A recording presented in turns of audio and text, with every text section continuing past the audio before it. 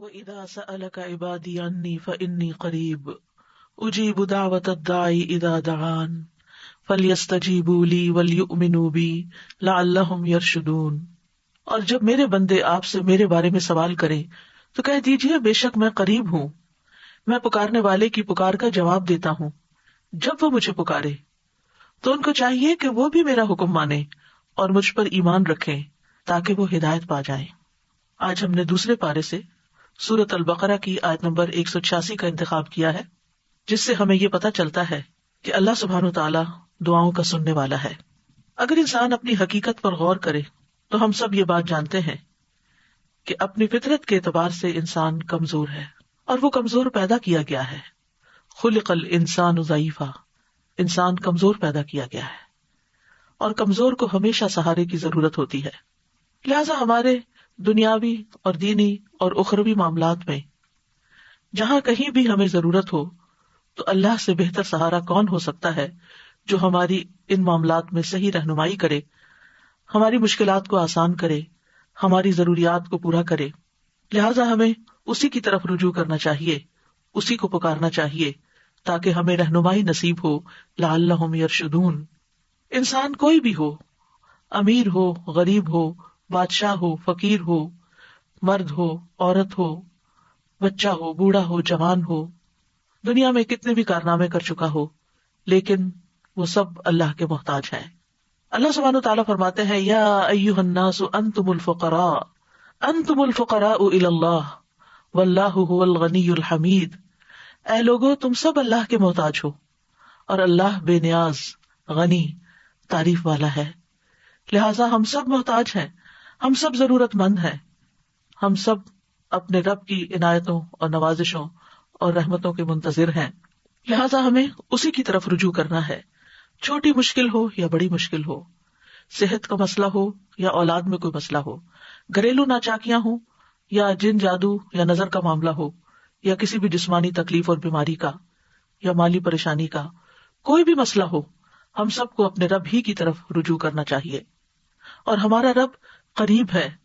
اللہ تعالیٰ فرماتے ہیں، وَإِذَا سَأَلَكَ عِبَادِي عَنِّي، اور جب آپ سے یعنی محمد صلی اللہ علیہ وسلم سے، عبادی میرے بندے، اللہ تعالیٰ محبت سے خطاب کر رہے ہیں بندوں کو جو ضرورت مند ہیں، جو کمزور ہیں، جو پریشان حال ہیں، ان کو اپنا بندہ بتا رہا ہے کہ یہ میرے بندے ہیں۔ جب میرے بندے آپ سے میرے بارے میں سوال کریں تو انہیں بتا دیجیے فإنی قریب، کہ میں تو قریب ہی ہوں، یعنی قریب اس اعتبار سے کہ ان کی دعا قبول کرتا ہوں اور ان کی دعا سنتا ہوں۔ اجیب دعوت الداعی، میں پکارنے والے کی پکار کا جواب دیتا ہوں۔ سبحان اللہ، یعنی جب بندہ اللہ کو پکارتا ہے تو اللہ جواب دیتا ہے، دعا قبول کرتا ہے۔ اگر اس دعا میں کوئی سوال ہوتا ہے، کوئی طلب ہوتی ہے تو میں ان کو عطا کرتا ہوں۔ اور پھر اذا دعانی، جب بھی وہ مجھے پکارے، دن کو پکارے، رات کو پکارے، صبح پکارے، شام کو پکارے، تکلیف کی حالت میں پکارے، خوشحالی میں پکارے، جب بھی پکارے، کیونکہ اللہ الحی القیوم ہے، زندہ ہے، قائم رکھنے والا ہے۔ لا تأخذہ سنۃ ولا نوم، نہ اس کو نیند آتی ہے، نہ اس کو اونگ، نہ وہ سوتا ہے، وہ اونگتا بھی نہیں ہے، وہ 24/7 اپنے بندوں کی نگہداشت کرتا ہے اور اپنے بندوں کو دیکھتا ہے اور اپنے بندوں کی دعائیں سنتا ہے۔ تو جب بھی وہ مجھے پکارے، لیکن اگر وہ چاہتے ہیں کہ ان کی دعائیں قبول کی جائیں تو پھر انہیں بھی کچھ کرنا ہوگا، اور وہ کیا؟ فَلْيَسْتَجِیبُوا لِی، کہ وہ بھی میرا حکم مانے۔ میں نے بھی انہیں کچھ چیزوں کے لیے بلایا ہے، مثلاً اللہ سبحانہ وتعالیٰ دن میں 5 دفعہ جو اذان ہوتی ہے اس سے کیا پیغام دیتے ہیں؟ حی علی الصلاۃ، حی علی الفلاح، آؤ نماز کی طرف، آؤ کامیابی کی طرف۔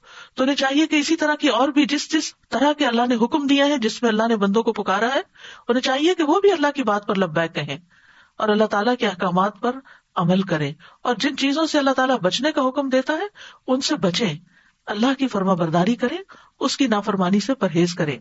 وَلْيُؤْمِنُوا بِی، اور انہیں چاہیے کہ وہ اس بات پر ایمان لائیں کہ اگر وہ میری فرما برداری کریں گے تو میں انہیں ثواب دوں گا۔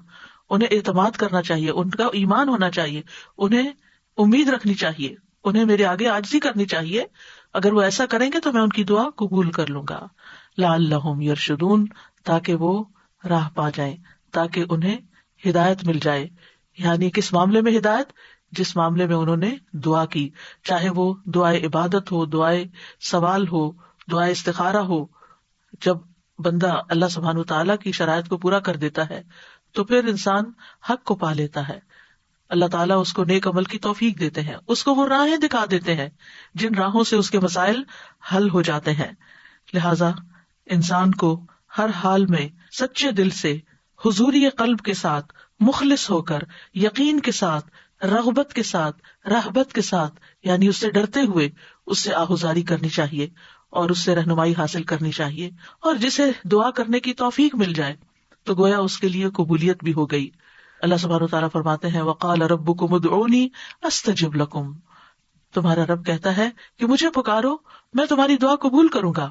اور خاص طور پر اب رمضان کا مہینہ آ رہا ہے اور اس مہینے میں مومن کی دعاؤں کی قبولیت کی امید کی جاتی ہے, کیونکہ رمضان میں انسان کھانا پینا اور اپنی دیگر خواہشات کو چھوڑ دیتا ہے جن کے پورا کرنے سے روکا گیا ہے.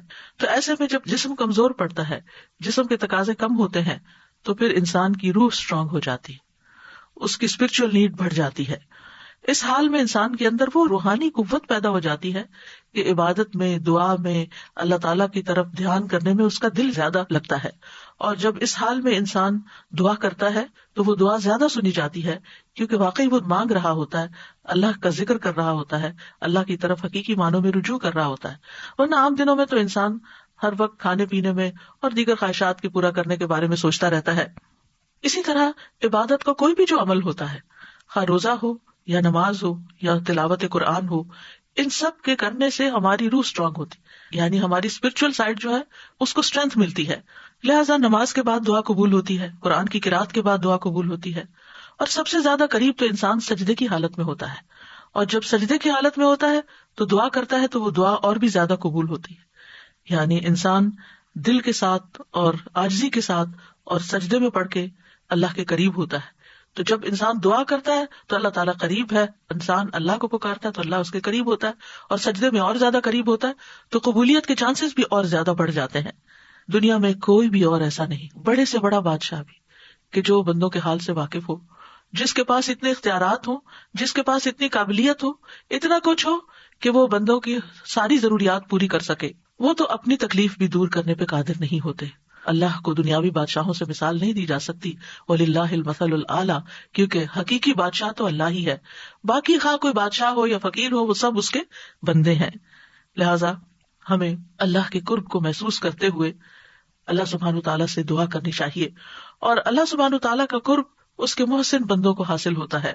قرآن مجید میں آتا ہے ان رحمت اللہ قریب من المحسنین, سورۃ الاعراف 56, بے شک اللہ کی رحمت نیکی کرنے والوں کے قریب ہے.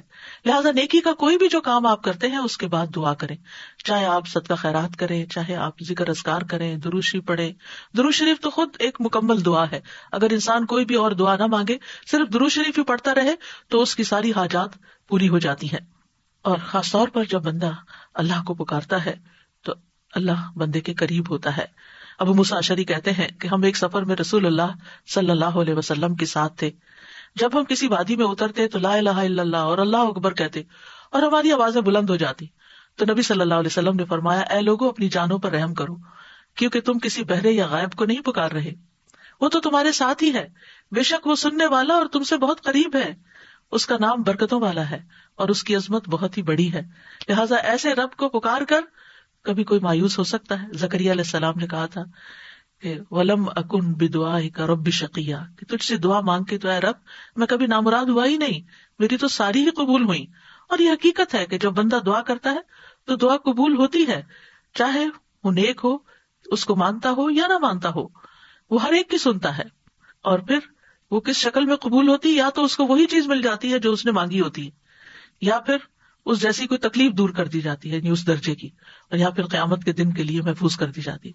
اور وہاں جا کر تو بندہ یہ چاہے گا کہ کاش دنیا میں اس کی کوئی بھی دعا قبول نہ ہوتی اور آج ساری دعائیں حسنات کی شکل میں میزان کو بھاری کرنے والی بن جاتی.